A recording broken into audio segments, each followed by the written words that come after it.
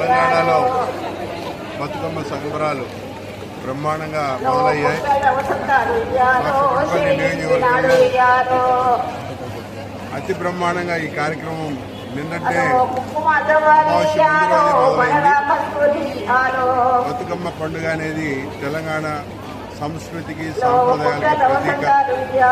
అలాగే తెలంగాణ అస్తిత్వానికి ఇదొక బ్రహ్మాండమైన నమూనా. ఇది ఎందుకంటే దసరా పండుగని దేశవ్యాప్తంగా జరుపుకుంటాం.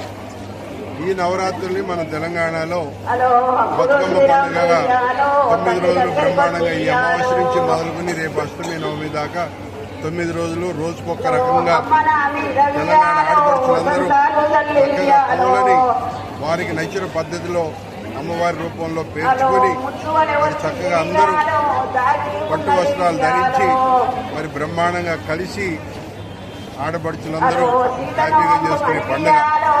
మరి ఈ సంస్కృతి సాంప్రదాయాన్ని కాపాడటానికి తెలంగాణ రాష్ట్ర ప్రభుత్వం తరఫున ముఖ్యమంత్రి రేవంత్ రెడ్డి గారు ఆల్రెడీ మన బతుకమ్మ కుంట ఏదైతే మూసారో దాన్ని కూడా మళ్ళీ రీస్టార్ట్ చేసి ఈ బతుకమ్మ ఉత్సవాన్ని బ్రహ్మాండంగా ఈ సంవత్సరం జరుపుకోవాలని చెప్పి ముఖ్యమంత్రి గారు కూడా పిలుపుకోవడం జరిగింది.